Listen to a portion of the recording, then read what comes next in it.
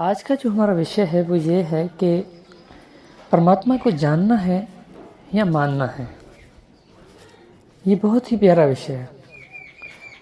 आप सत्संग को पूरी ज़रूर सुनिएगा। प्रथम हम बंदगी करते हैं। बंदगी मेरे सतगुरु कबीर साहब को बंदगी, बंदगी धनी धर्मदास साहब को बंदगी, बंदगी गुरु नानक देव साहब, गुरु अंगद देव साहब, गुरु भीखा साहब, मलिकदास साहब, गरीबदास साहब, रेवीदास साहब, अचलू राम साहब, दादूदास साहब, मेरे सर्वे संतों को बंदगी, सकल हंस को बंदगी, साहेब बंदगी सतनाम। तो विषय हमारा आज का है कि परमात्मा को मानना है या जानना। कहते हैं ना कि माने तो देव नहीं तो पत्थर। ये सत्य है या जाने तो देव नहीं तो पत्थर। देखें, हर एक का अपना अपना भाव होता है। प्रथम तो हम माने तो देव नहीं तो पत्थर को समझते हैं। इनके मैं आपको दो कारण समझाता हूँ। एक कारण तो ये है जो हमें जड़ नज़र आ रहा है, यानी कि पत्थर की बनी हुई मूर्ति। देखिए, हिंदू धर्म में एक पत्थर की मूर्ति में परमात्मा की आस्था होती है। वो समझते हैं कि ये मेरा परमात्मा है और वो उनकी पूजा करते हैं। तो उनके लिए वो परमात्मा है, देवता है, भगवान है। ठीक है। इसी प्रकार अगर उसको एक मुसलमान देखेगा तो उसकी नज़र में, उसके ख्याल में वो एक पत्थर की मूर्ति है, वो एक पत्थर है। समझ में आ रहा है? अब यहाँ इस भाव का क्या अर्थ है? अब हिंदू उसको परमात्मा मान रहा है, मुसलमान उसको एक पत्थर की बनी हुई मूर्ति मान रहा है। वो एक समझ रहा है कि ये जड़ है और कुछ भी नहीं है। इसी प्रकार ये हो गया मानने का भाव। अब हर किसी का अपना अपना भाव होता है उस चीज़ को मानने का।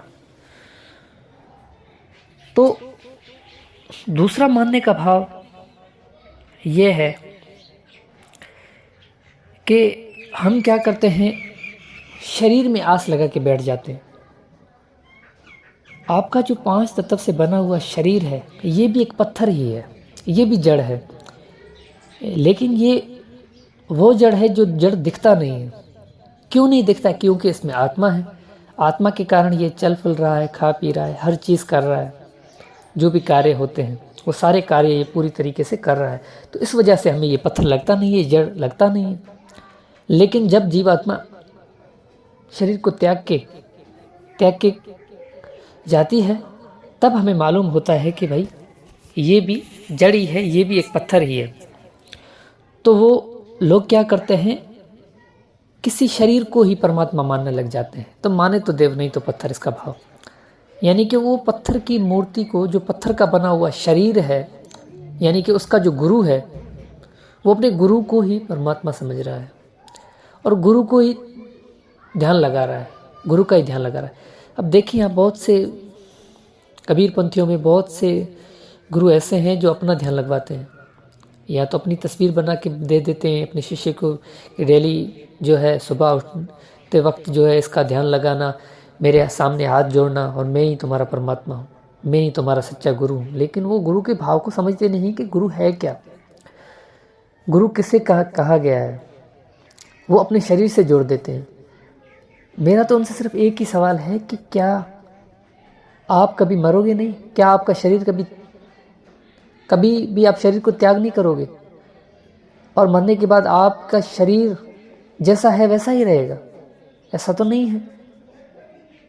तो फिर आप क्यों लोगों को अपने शरीर से आस्था लगवा रहे हो? क्यों भ्रम जाल में डाल रहे हो? खुद तो नरक में जा रहे हो, अपने शिष्यों को भी नरक में लेके जा रहे हो। उनको सत्य की विधि दो, उनको सत्य का भेद दो। भाई सत्य है क्या? शरीर जड़ है, शरीर असत्य है।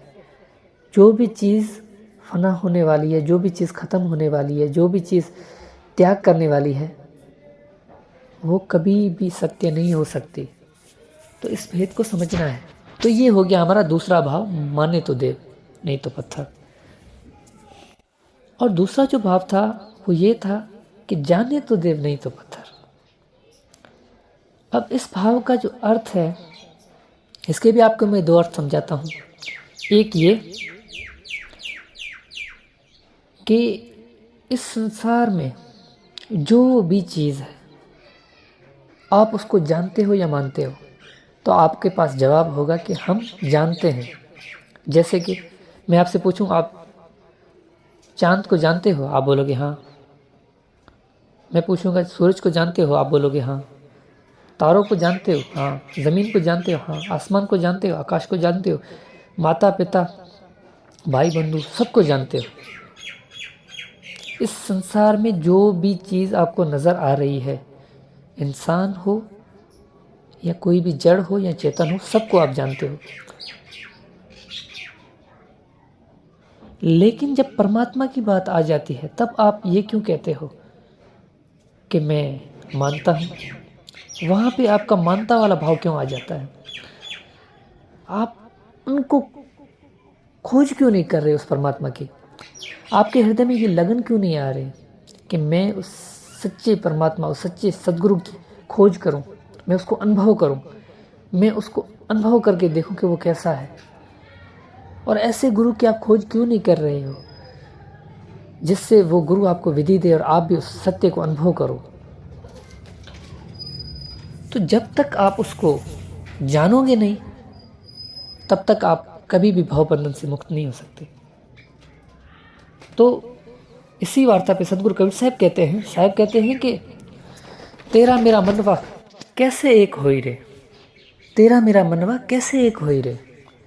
मैं कहता आंखन की देखी, तू कहता कागज की लेखी, तेरा मेरा मनवा कैसे एक होई रे।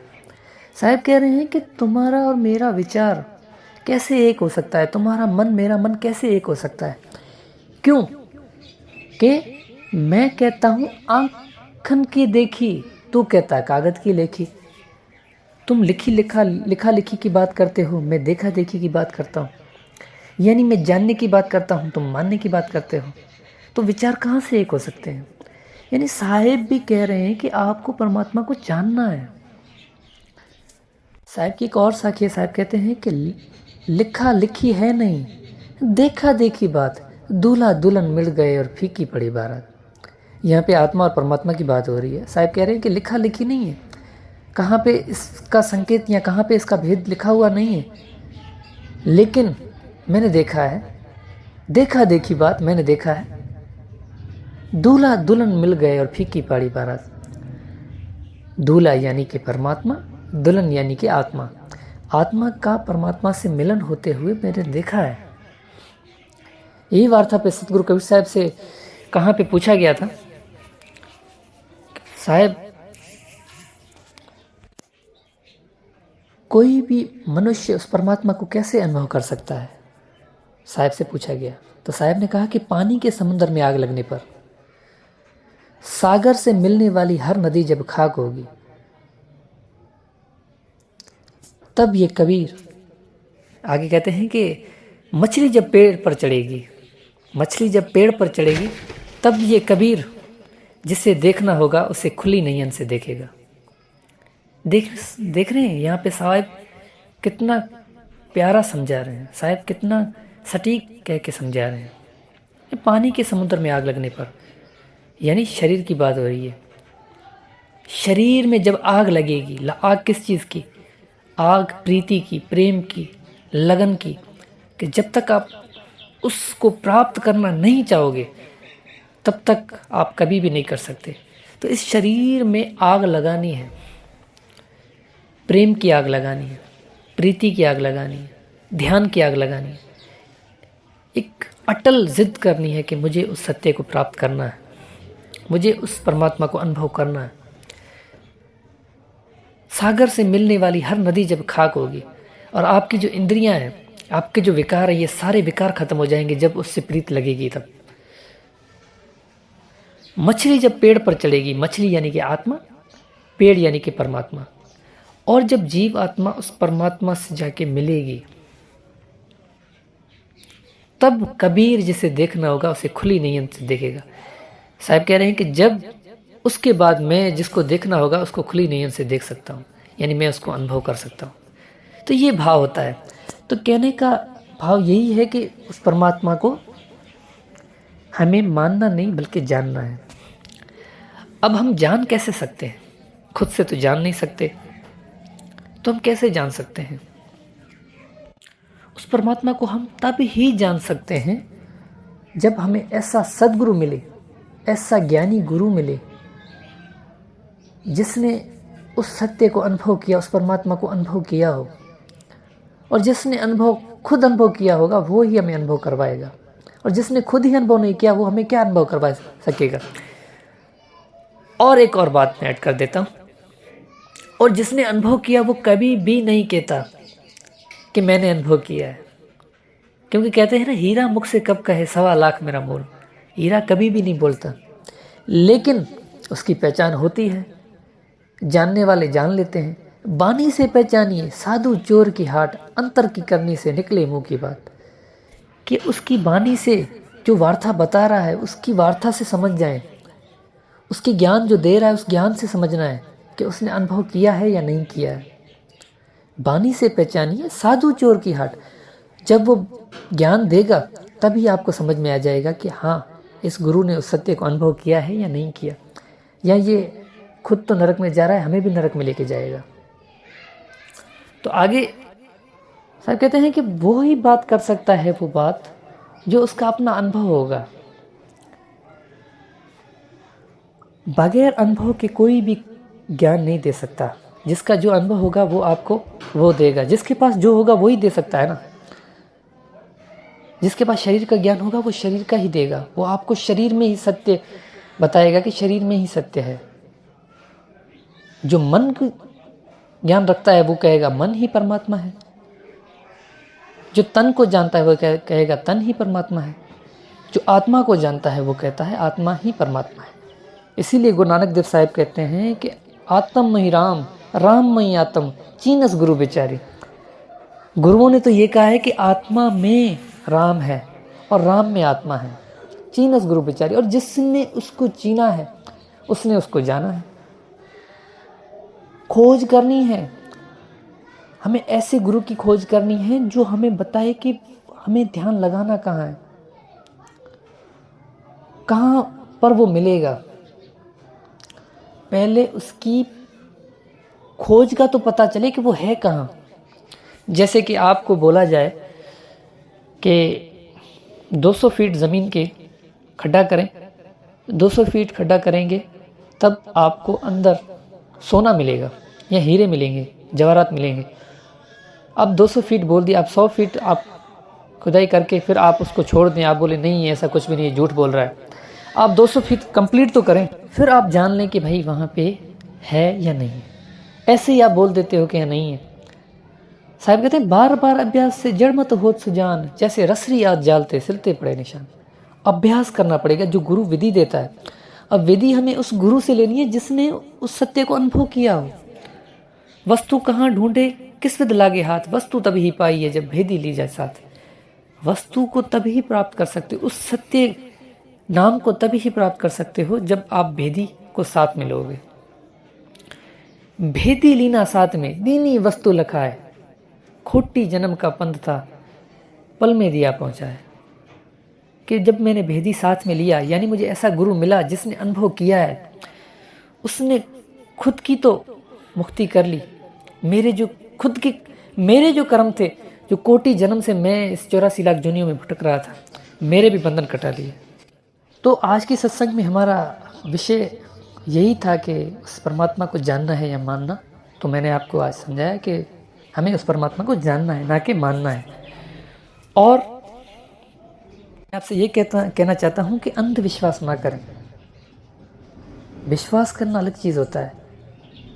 पहले परख तो करें, पहले विचार करें। परमात्मा ने आपको विवेक दिया है, आपको जागृति दी है। आप विचार करें कि जैसे एक मक्खी है, मक्खी उसको भी मालूम है वो कभी भी प्लास्टिक का आम रखें और असली आम रखें तो वो कभी भी प्लास्टिक के आम पे नहीं बैठेगी। उसको पता है इसमें रस नहीं है, वो रस वाले आम पे जाके बैठेगी, वहाँ से रस का सुगंध लेगी। तो इसी प्रकार आनंद लेगी। हमें भी ऐसे ही करना है, जागृत होना है, विवेकी होना है, परख करनी है। ऐसे ही किसी की शरण में नहीं लग जाना, ऐसे ही किसी की बातों में नहीं लग जाना। वैसे विचार करें कि हाँ जो ये विधि दी जा रही है ये सत्य है या असत्य है, ये जो ज्ञान मिल रहा है सत्य है या असत्य है। परमात्मा ने आपको विवेक दिया है, आप जागृति से विचार करें। आप खुद हर चीज़ को समझने वाले हैं। जब तक आप खुद नहीं चाहोगे अपनी मुक्ति, तब तक आपकी मुक्ति कोई भी नहीं कर सकता, कोई भी गुरु नहीं कर सकता। तो आज के लिए बस इतना ही। अगली सत्संग हम बहुत जल्द करेंगे। साहेब बंदगी सतना।